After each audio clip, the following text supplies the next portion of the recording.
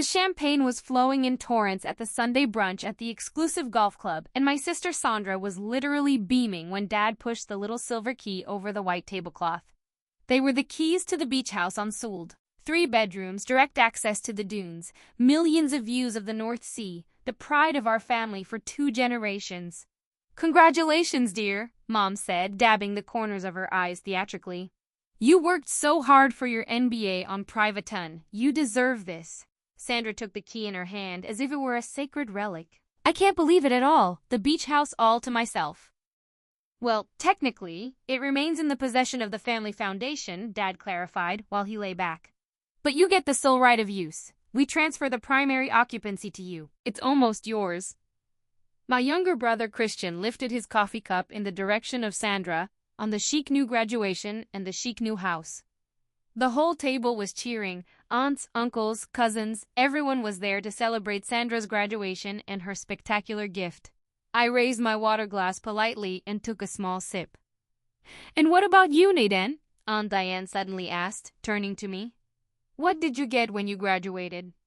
The table was silent for a moment. Mom quickly threw in a very nice dinner, and we were very proud. That was 7 years ago. I had done my finance master at a state university with top grades. No pomp, no beach house, just a pizza at the Italian around the corner and a card with 500 euros in it. Sandra, on the other hand, had done her MBA at an expensive private business school, completely financed by our parents, and now got a property worth several million. "These are different situations," Dad explained, and his tone made it clear that the topic was over with that. "Sandra joins the family business. She needs a place to receive clients, organize networking events. The house on Sould is a strategic asset for your career development." Moreover, Sandra added while she was already scrolling through Pinterest on her phone, "I'm already thinking about the renovation potential. A modern kitchen, maybe enlarge the terrace. Definitely new furniture. I want to organize my first client dinner already next month." "Whatever you need, honey," Mom said. "We set aside a renovation budget. The house should reflect your taste." I checked my phone under the table. 11:47 a.m. There are still 13 minutes until the endowment clause has been activated. Another 13 minutes until everything would change. My phone had been vibrating all morning. Messages from my lawyer, my financial advisor, and the foundation administrator. Everything went exactly according to plan. Years of careful planning would pay off right away in a way that my family couldn't even imagine. "Nadine, you seem so absent," Sandra said, and her voice had that undertone of superiority that she had perfected over the years. "I know it might be hard for you to see that I'm getting something so beautiful, but you have to understand, I've been working really hard for my degree. Not everyone brings this kind of performance." I had to control myself in order not to laugh out loud. I had worked full-time during my studies, graduated with honors, and built a career in investment management, which made it possible for me to live a very comfortable life. Sandra, on the other hand, had studied at the expense of our parents, had written mediocre grades, and was now given a junior position in Dad's real estate company as a gift, a job for which she does not qualify, but into which she was born. "I'm happy for you," I said, and I meant it. Let them have the beach house, at least for the next few minutes. Soon she would understand how much I was really pleased. "We should talk about the moving party," Mom said, getting out her planner. "I thought the next Saturday. We can all help get Sandra's stuff up, and maybe we'll have a barbecue on the beach." "I have already hired a forwarding company," Sandra said. "Professionals. I'm not letting the family drag my designer furniture. But yes, for a barbecue. I want everyone to see the house if I set it up properly." Christian nudged me with his elbow. "You're coming to the party, aren't you?" "I wouldn't miss it for anything in the world," I replied. Suddenly Dad's phone rang. He glanced at it, frowned, and excused himself from the table. Through the floor-to-ceiling windows I saw him walking up and down on the terrace. His expression became increasingly confused. Even Mom noticed it. "I wonder what's going on. He looks worried." My phone vibrated. A message from my lawyer. "Activation of the foundation is completed. All real estate is now under your sole control. Your grandparents would be very proud. Kukul just in time for the second." Dad came back to the table. His face was chalk white. "I need to talk to Nadine." "Private?" The table fell silent. "Is everything all right?" Mom asked. "I'm not sure," Dad said in a pressed voice. "Nadine, Please come with me for a moment. We stepped into a quiet corner of the restaurant, far enough away from the prying eyes of relatives. Dad took out his cell phone and with a trembling hand held an email from the administrator of the family foundation under my nose. I have just received a notification that the Coastal Real Estate Foundation has been activated and transferred to the primary beneficiary. The email says you are now the sole board member of the foundation. That can't be right. It's true, I said calmly. He shook his head. But this foundation was founded by your grandparents. It holds the Strand House of Sud, the Burhut in Garmisch, and the commercial properties in the city center. That's what he calculated in his head. That's worth at least 18 million euros. How can you control this? Grandma and Grandpa set very specific conditions in the bylaws, I explained. The foundation activates itself and transfers full control as soon as the eldest grandchild turns 30 years old. You turned 30 last month, but they died when you were 15. How did you even know about this? Grandma told me shortly before her death. She gave me letters, one for my 18th birthday, one for my 25th, and the last one for my 30th. Each one contained instructions. Dad stared at me. The beach house is one of them. You can't take it away from Sandra. We promised her. You promised yourself something that didn't belong to you, I said. The foundation always had clauses, I continued. No one bothered to read the fine print. Grandpa was very clear. The real estate should be managed by the eldest grandchild, provided that he shows common sense and financial responsibility, activated on the 30th birthday. Dad pulled his hair up. This is madness. You're ruining Sandra's graduation present because of a formality. It's not a formality. It is the explicit will of the people who have built this fortune. Grandma and Grandpa worked all their lives to buy these houses.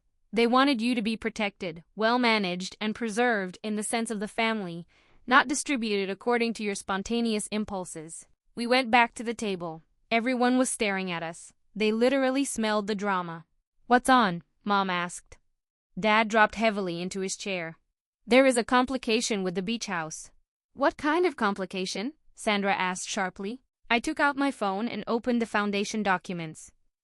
The Strand House, together with the Mountain Hut and the 6 commercial properties in Munich, are part of the Küstenimmobilien Stiftung, founded by our grandparents. Since 12 noon today, I have been the sole board member of the foundation and the primary beneficiary with full control over all assets. The silence was deafening. Then Sandra laughed, but it sounded forced. This is ridiculous.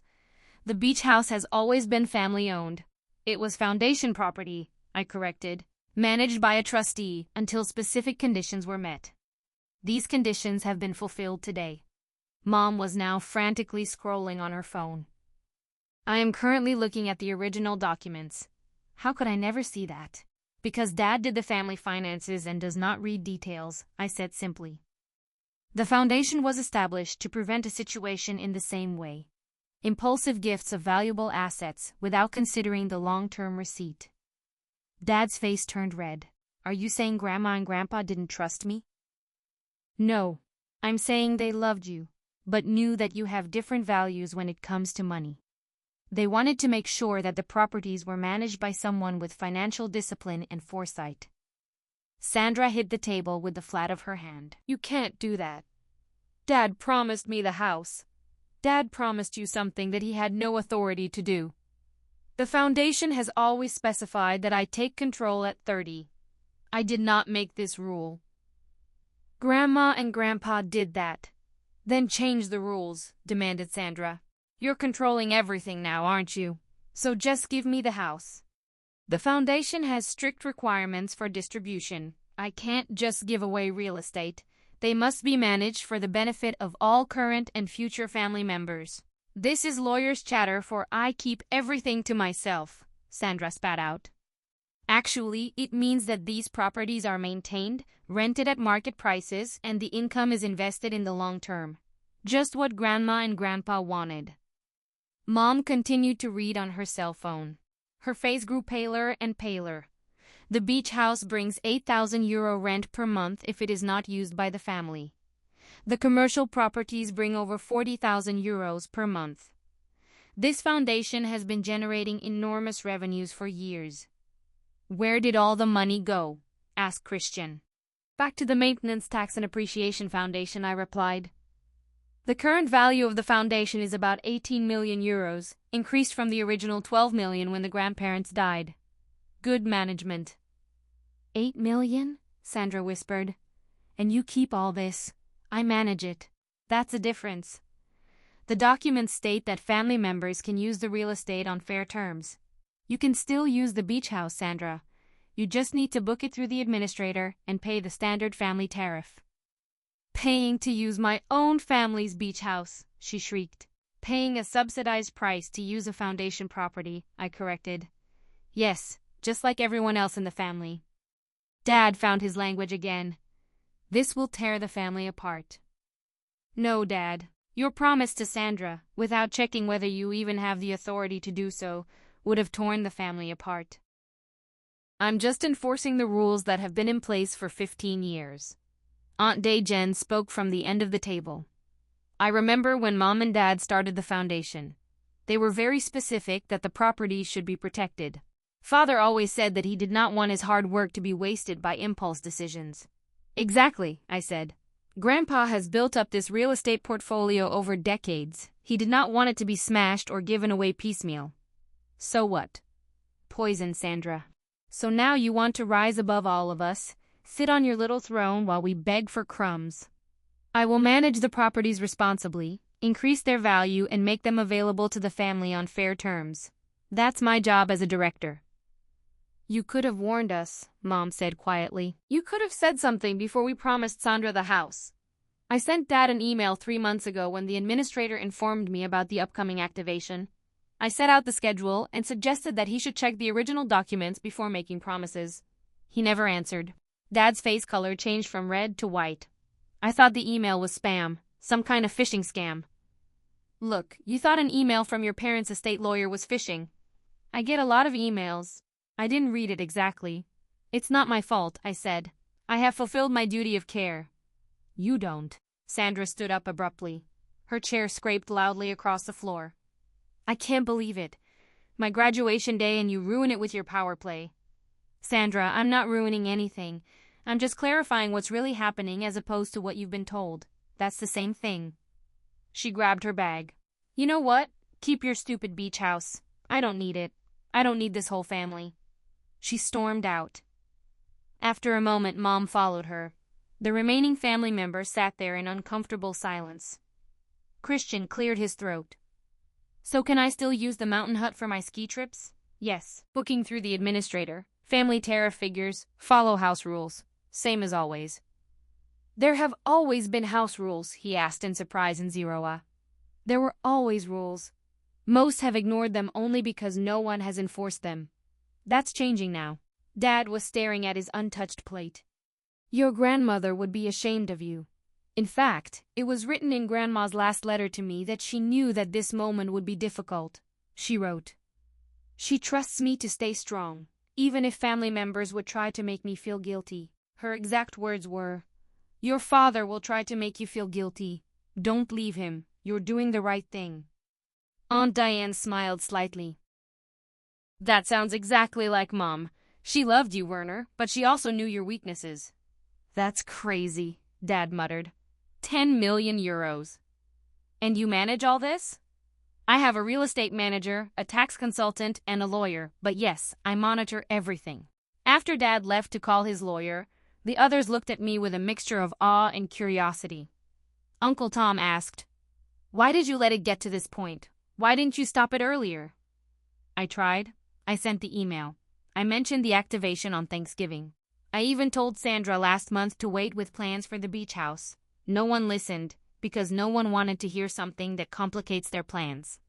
But you knew it would embarrass Sandra, said Aunt Diane gently. Sandra has embarrassed herself by building on something without checking if it really belongs to her. She is 26, has an MBA. She should know that one does not assume ownership of a million villa without seeing a land register extract. Christian was counting on his phone. The beach house brings 75,000 euro net a year, and you just keep that in the trust. It's an investment. If the family wants to use it, they book it. If not, it generates revenue. That's how Grandma and Grandpa wanted it. Not free holiday homes, but assets. My phone vibrated. The manager wrote, "Security codes updated. Bookings continue to run. Need instruction for beach house." I replied, "Stay in the rental calendar. Family pays standard rate, no exceptions." In the evening, Dad called. His voice sounded tired. "My lawyer says you're right. It is waterproof. I can't challenge it." "I know. Sandra doesn't talk to me anymore. She says I humiliated her. You made a promise that you couldn't keep. I thought you'd give in. I have always seen you as the kid with the €500 check, and now I see that you are the one they trusted more than me. They loved you, Dad, but they wanted someone who preserves, not wastes. And what happens now? I manage the properties according to regulations. Anyone can book, including Sandra. She will never forgive you. Maybe not, but I'm here to honor Grandma and Grandpa, not to get applause." He was silent for a long time. What else was in Grandma's letter? That I must protect the inheritance and remain steadfast. That I am the guardian. Later, I read the letter again. "Don't be fooled. We built this as a legacy, not to waste. You are strong enough." I was standing at the window of my own little apartment, which I had paid for myself. Sandra didn't get anything. I had the empire and I knew Grandma was smiling. "Monsieur,"